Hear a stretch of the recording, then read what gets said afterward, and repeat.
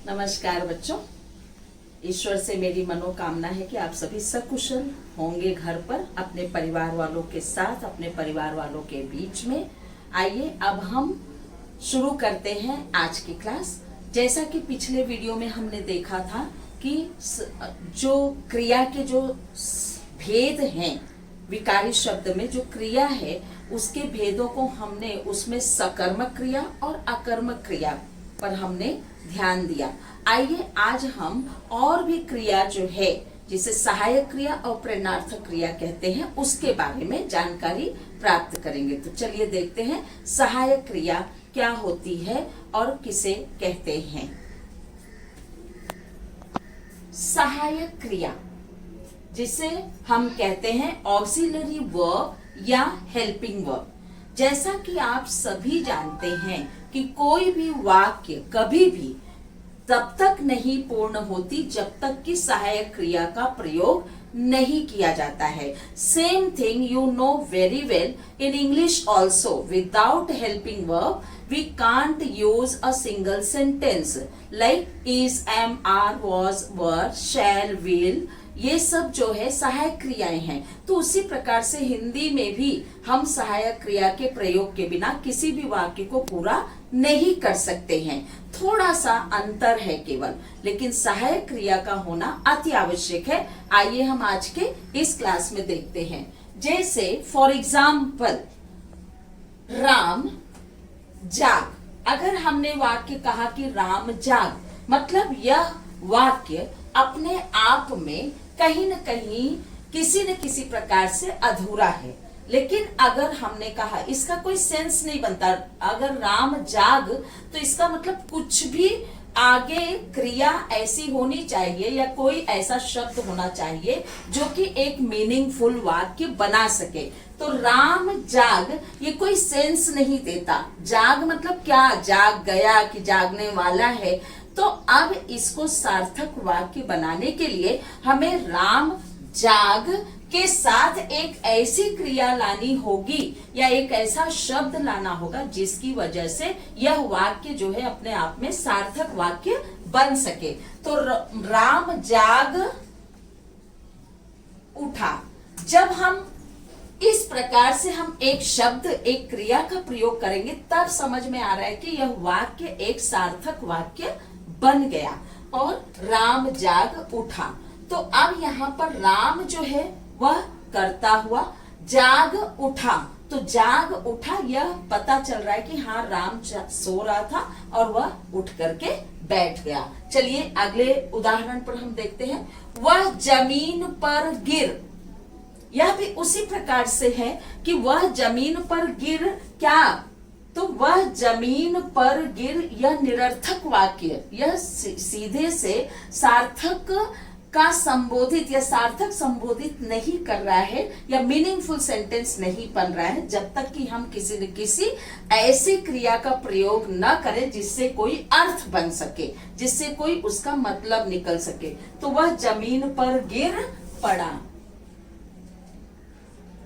तो अब इससे पता चल रहा है, क्लियर इंफॉर्मेशन दी जा रही है कि वह जमीन पर गिर पड़ा, गिर गया। माँ मुझसे रूठ कर चली। जैसे हमने कहा माँ मुझसे रूठ कर चली, वह गीत गाने। तो यह सब जो है किसी न किसी प्रकार से अपूर्ण वाक्य माना जाता है। तो इसको पूरा करने के लिए जब हम किसी न किसी क्रिया का इस्तेमाल करते हो तब वह हमारी सहायक क्रिया कहलाती है। तो माँ मुझसे रूठ कर चली गई। अब जाकर के यह वाक्य पूरा माना गया। मोहन जा चुका। बच्चा रात भर रोता रहा। पिताजी समाचार पत्र पढ़ रहे थे। अब ध्यान देने वाली बात यह है कि अब यह वाक्य अपने आप में पूरा माना गया। अब हमें देखना है कि सहायक क्रिया कहते किसे हैं। तो जहां पर वाक्य में जैसे राम जाग उठा, तो we have to find out how many verbs are there in the sentence. तो राम जाग उठा, जाग और उठा, यहाँ पर दो क्रियाएं हैं। तो जो क्रिया हमें वाक्य को पूरा करने का काम कर रही है वही आपकी हुई सहायक क्रिया। तो हमें हमेशा ध्यान में रखना है कि सहायक क्रिया मतलब जो सहायता करने का काम करे। तो हमें सहायक क्रिया मतलब यह सहायक क्रिया यह सहायता कर रही है इस वाक्य को पूर्ण करने में। तो यह उठा जो है यह आपका हुआ सहायक क्रिया। अब जाग भी एक क्रिया है, तो हमेशा ध्यान में रखिए कि जहां पर वाक्य में मुख्य क्रिया के बाद जिस क्रिया का उपयोग किया जाता है उसे हम सहायक क्रिया कहते हैं। वह जमीन पर गिर पड़ा, तो गिर जो है यह मुख्य क्रिया हुई, लेकिन मुख्य क्रिया को सहारा देकर के तब यह वाक्य यह सहायक क्रिया आई और तब यह वाक्य पूरा हुआ। तो इसलिए पड़ा जो है यह सहायक क्रिया हुई। माँ मुझसे रूठकर चली गई, चली जो है केवल मुख्य क्रिया था, तो इसलिए यह वाक्य अपने आप में पूर्ण नहीं माना गया क्योंकि हम सहायक क्रिया पढ़ रहे हैं। तो चली गई, तो गई जो है यह वाक्य को पूरा करने का काम कर रही है यह क्रिया, इसलिए जो है गई आपका हुआ सहायक क्रिया। मोहन जा चुका, अब मोहन जो है जा ये आपका हुआ मुख्य क्रिया, चुका जो है यह आकर के यहाँ पर वाक्य को पूरा करने का काम कर रही है, इसलिए यह चुका जो है यह आपकी हुई सहायक क्रिया। बच्चा रात भर रोता रहा, रोना इज द मेन वर्ब, जहां पर मुख्य क्रिया को जो सहारा दे तो ऐसी क्रिया कौन सी आई, रहा, तो यह रहा जो है आपकी हुई सहायक क्रिया। उसी प्रकार से पिताजी समाचार पत्र पढ़ रहे थे, अब पिताजी समाचार पत्र पढ़ रहे थे, यहाँ पर पढ़ना, रहे और थे तीन क्रियाएं आई हैं। अब तीन क्रियाएं मतलब इसमें जो मुख्य क्रिया क्या है, पढ़, तो पढ़ना जो है यह मुख्य क्रिया है, उसके बाद जो दो क्रियाएं आई है ये दोनों आपकी सहायक क्रिया होगी, इसको ध्यान में रखिए। अब हम इससे लिखेंगे कैसे, अब वह राम जाग उठा, तो इसका मूल रूप हम लिखेंगे उठना, मूल क्रिया क्या हुई उठना, और उसके बाद तब फिर यह हुआ आपका सहायक क्रिया। उसी प्रकार से पढ़ा का मूल क्रिया हुआ पढ़ना और आपका हुआ सहायक क्रिया। गई का मूल क्रिया जाना, यह आपका हुआ सहायक क्रिया। चुका का चुकना ब्रैकेट में लिखेंगे क्योंकि आपकी परीक्षा में यह पूछा जाता है कि मुख्य क्रिया छांट कर लिखिए। चुकना यह हुआ सहायक क्रिया। उसी प्रकार से रहा का रहना और रहे थे मतलब रहना और होना, ये दोनों आपका हुआ सहायक क्रिया। तो इस प्रकार से हम क्या परिभाषा लिख सकते हैं, सहायक क्रिया किसे कहते हैं, मतलब सहायक क्रिया वह क्रिया है जो मुख्य क्रिया के अंत में आकर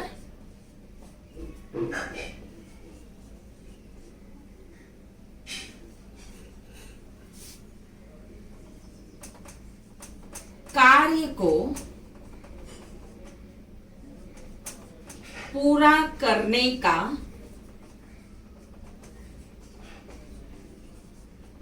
बोध करती है,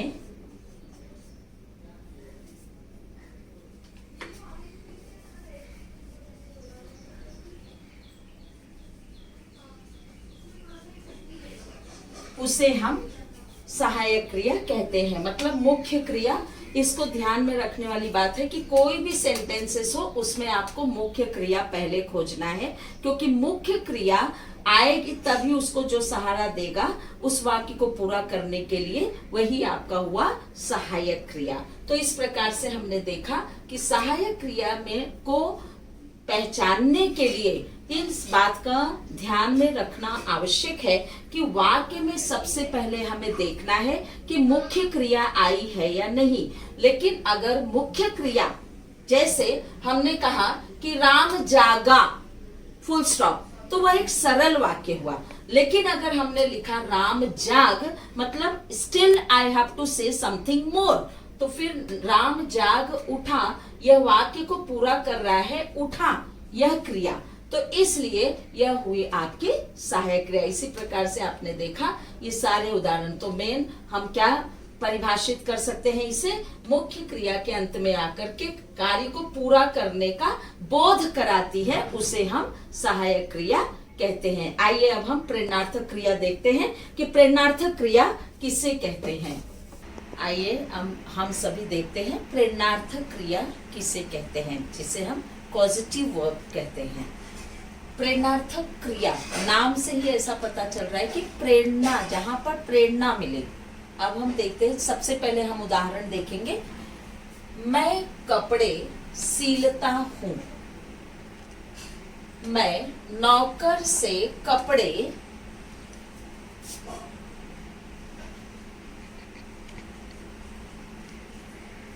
सिलाता हूं। मैं नौकर द्वारा दर्जी से कपड़े सिलवाता हूं। माँ बच्चे को पढ़ाती है। माँ दादी जी से कहकर बच्चे को पढ़वाती है। ध्यान दीजिए इधर, मैं कपड़े सिलता हूं, सरल वाक्य, एकदम सिंपल सेंटेंस है कि मैं जो है कपड़े सिलने का काम करता हूं। यहाँ पर कर्ता मीन सब्जेक्ट जो है मैं है, वह खुद काम कर रहा है। दूसरे वाक्य में मैं नौकर से कपड़े सिलाता हूं, यहाँ पर ये जो सब्जेक्ट है, ये काम जो है जहां पर वो खुद कर रहा था, वहां पर वो खुद काम न करके वह नौकर से वह काम कराता है कि मैं नौकर से कपड़े सिलाता हूं। तीसरे वाक्य पर हम आएंगे, मैं नौकर द्वारा दर्जी से कपड़े सिलवाता हूं। यहाँ पर भी हम देखेंगे सब्जेक्ट जो है तीनों जगह एक ही है, मैं ही काम कर रहा है। यहाँ दूसरे वाक्य में नौकर से कपड़े सिलाता हूं। अब नौकर से कपड़े सिलाता हूं मतलब नौकर जो है यह प्रेरित हो रहा है काम करने के लिए, उसे प्रेरित, वह प्रेरणा मिल रही है, वह सीख रहा है कि काम को कैसे किया जाता है। लेकिन यहाँ पर सब्जेक्ट के द्वारा नौकर को प्रेरणा मिल रही है कि काम को कैसे करना है। अब मैं नौकर द्वारा दर्जी से कपड़े सिलवाता हूं। अब यहाँ पर नौकर और दर्जी, यह जो है नौकर और दर्जी दो शख्स, एक नहीं दो लोग प्रेरित हो रहे हैं कि काम को कैसे करना है। तो यहाँ पर सब्जेक्ट तो यही है जहां पे वो स्वयं काम करता था। दूसरे वाक्य में आपने देखा कि सब्जेक्ट काम कर रहा है, कर्ता ही काम कर रहा है वह, लेकिन उसका काम जो है उसके काम से प्रेरित हो करके एक और इंसान जो कि नौकर काम कर रहा है वह प्रेरित हो रहा है। यहाँ पे सब्जेक्ट खुद काम किया अपने लिए, यहाँ पे वो खुद न करके नौकर से काम करा रहा है।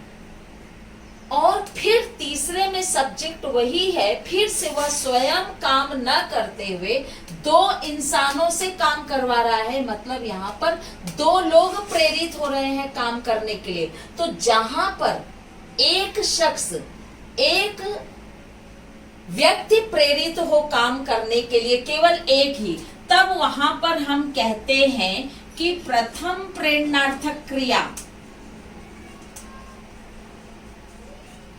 जहां पर केवल सब्जेक्ट से प्रेरित होकर के एक काम करे, एक ही कर्म काम करे, और जहां पर सब्जेक्ट से दो लोग प्रेरित हों, एक केवल न प्रेरित होकर के दो लोग काम करें, दो लोगों को प्रेरणा मिल रही हो काम करने के लिए, तो इसलिए यहां पर कहा जाता है द्वितीय प्रेरणार्थक क्रिया।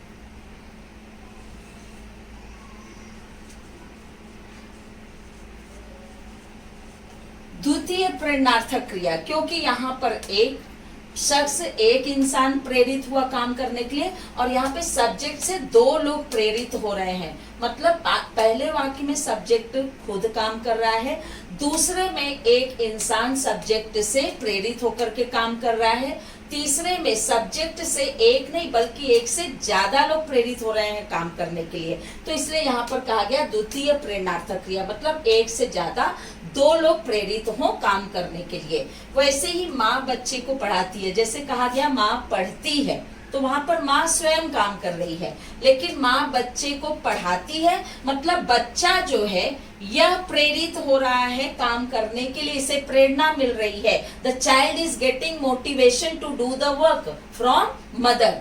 यहाँ पर माँ दादी जी से कहकर बच्चे को पढ़वाती है, मतलब माँ से प्रेरित हो रहे हैं कौन?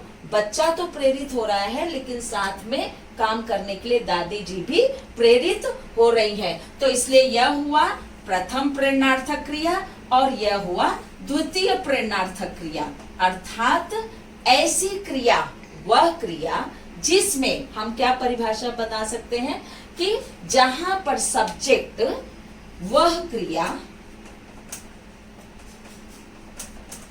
जहां पर कर्ता स्वयं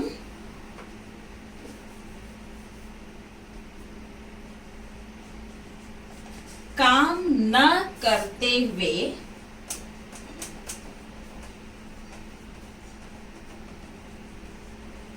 दूसरे को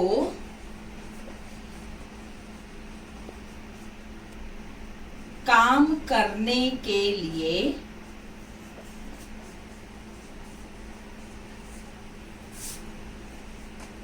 प्रेरित करे,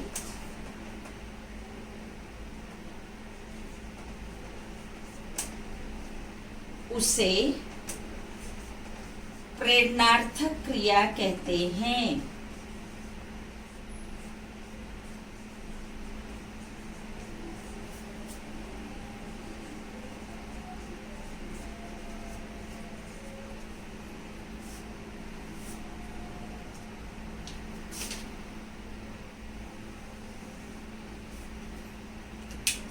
अब आप ध्यान देंगे कि जहां पर कर्ता स्वयं काम, यहाँ पे पहला वाक्य में स्वयं काम कर रहा है, तो ये तो सिंपल सेंटेंस हुआ। हम पढ़ रहे हैं प्रेरणार्थक क्रिया, यहाँ पे किसी को प्रेरणा नहीं मिल रही है, वो स्वयं काम कर रहा है। लेकिन हम प्रेरणार्थक में जहाँ पर लोगों को प्रेरणा मिले, जो मोटिवेशन मिले, जो मोटिवेट हो काम करने के लिए, तो पहले वाक्य में नौकर अकेला, उसको वह प्रेरित हो रहा है काम करने के लिए, और दूसरे वाक्य में दर्जी और नौकर दोनों प्रेरित हो रहे हैं। इसलिए हमेशा जो है प्रेरणार्थक क्रिया का रूप बदलना पड़ता है। मूल क्रिया दी जाती है और उसका प्रेरणार्थक क्रिया प्रथम प्रेरणार्थक क्रिया में और द्वितीय प्रेरणार्थक क्रिया में हमें परिवर्तन करना पड़ता है, परिवर्तित करना पड़ता है। तो आइए हम देखते हैं उसके कुछ नियम हैं, प्रथम और द्वितीय प्रेरणार्थक क्रिया कैसे हम बनाएंगे मूल क्रिया के मदद से। आइए देखते हैं प्रेरणार्थक क्रिया के नियम क्या है, जिसको कि जान लेना अति आवश्यक है, ताकि कोई भी क्रिया पूछी जाए, कोई भी मूल क्रिया पूछी जाए, उसका प्रथम प्रेरणार्थक क्रिया और द्वितीय प्रेरणार्थक क्रिया में आप आसानी से बदल सकें या उसका रूप बना सकें। जैसे नियम क्या कहता है, अगर मूल क्रिया का उच्चारण, प्रोनाउंसिएशन आकारांत से हुआ है, तो उसे प्रथम और द्वितीय में अकारांत कर देंगे। अगर मूल क्रिया पूछी गई है छोटी ई की मात्रा, और उससे फिर हम कन्वर्ट करेंगे प्रथम प्रेरणार्थक क्रिया और द्वितीय प्रेरणार्थक क्रिया में छोटी ई के ही तरह।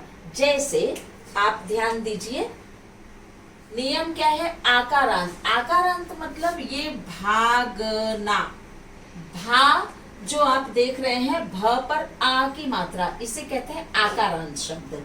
तो भागना उसको हम कन्वर्ट करेंगे प्रथम प्रेरणार्थक क्रिया में अकारांत से। तो भा का क्या हो जाएगा, भ गाना।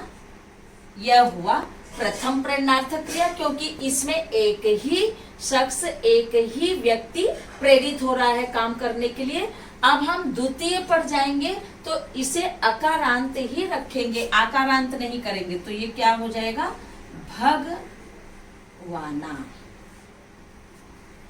आइए, यहां पर मूल क्रिया क्या है, लिखना। नियम क्या कहता है, अगर छोटी ई की मात्रा है तो वह छोटी ई में ही रहेगी प्रथम और द्वितीय में। तो लिखना का एज इट इज, लिखाना, लिखवाना।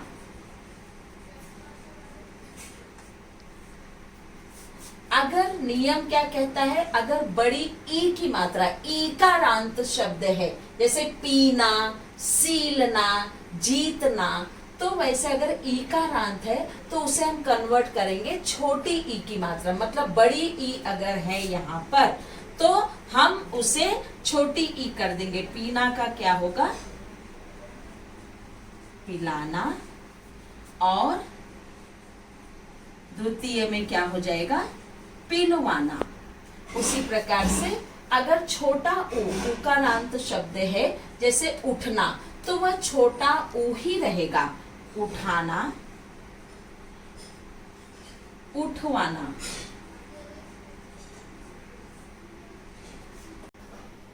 उसके बाद देखेंगे अगर शब्द ऊकारांत है तो वह परिवर्तन हो जाएगा छोटे ऊ में। जैसे कूदना है तो वह होगा प्रथम प्रेरणार्थक क्रिया में कूदाना और कूदवाना।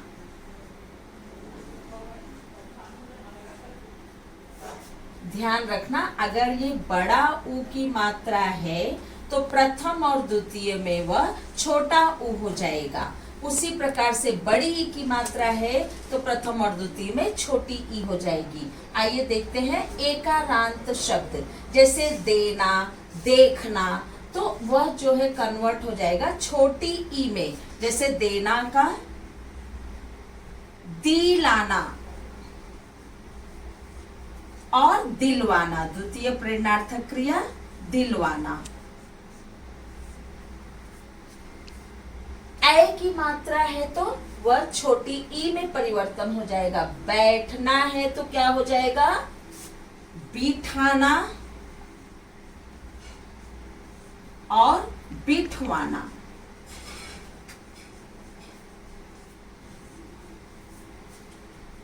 ओ की मात्रा है तो वो छोटे ऊ में कन्वर्ट हो जाएगा, परिवर्तन हो जाएगा। इसका रूप बदलते समय छोटा ऊ की मात्रा हम लिखेंगे। जैसे खोलना का क्या होगा, खुलाना, और द्वितीय प्रेरणार्थक क्रिया खुलवाना। औ की मात्रा है तो उसी प्रकार से आप देखिए धोना, धुलाना, धुलवाना। छोटे ऊ की मात्रा में यह परिवर्तन हो जाएगा। औ का अगर औकारांत है शब्द, औ की मात्रा है तो वह उसी रूप में रहेगा, उसमें कोई चेंजेस नहीं होंगे। जैसे दौड़ना का दौड़ाना और दौड़वाना।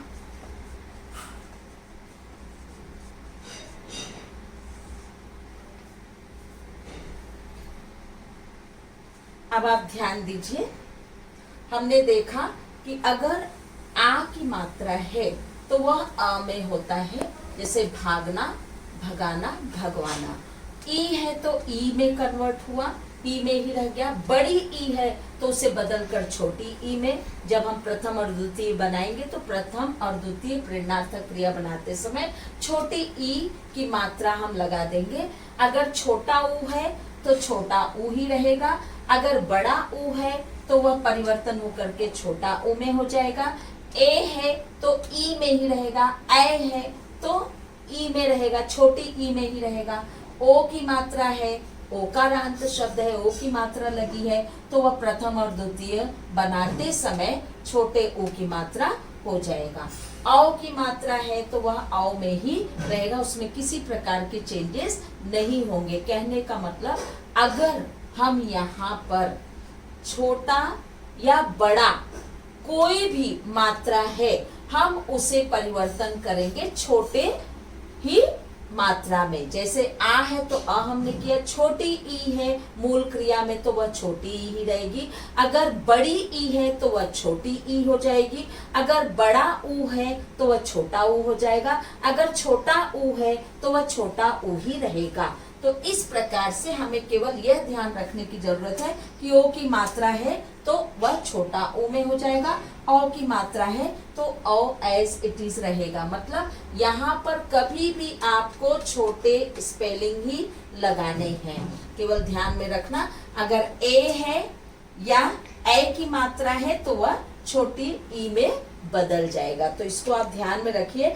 और विशेष रूप से ध्यान में रखने वाली क्या बात है कि जब आप प्रथम प्रेरणार्थक क्रिया बनाएंगे तो इसको ध्यान में रखिए, कोई भी मूल क्रिया है तो उसमें आना प्रोनाउंसिएशन होना चाहिए। अंतिम दो शब्द में इसको ध्यान में रखना कि यह बहुत ही सरल तरीका है कि आना उच्चारण होना चाहिए। और द्वितीय प्रेरणार्थक क्रिया में शब्द अंतिम जो अक्षर है उस पर वाना जो है यह उच्चारण होना चाहिए, जिससे कि हम सरलता पूर्वक प्रथम प्रेरणार्थक क्रिया और द्वितीय प्रेरणार्थक क्रिया बना सकते हैं। ऐसे बहुत सारी क्रियाएं हैं जो पूछी जा सकती हैं, जिसे हम प्रथम प्रेरणार्थक क्रिया और द्वितीय प्रेरणार्थक क्रिया बना सकते हैं।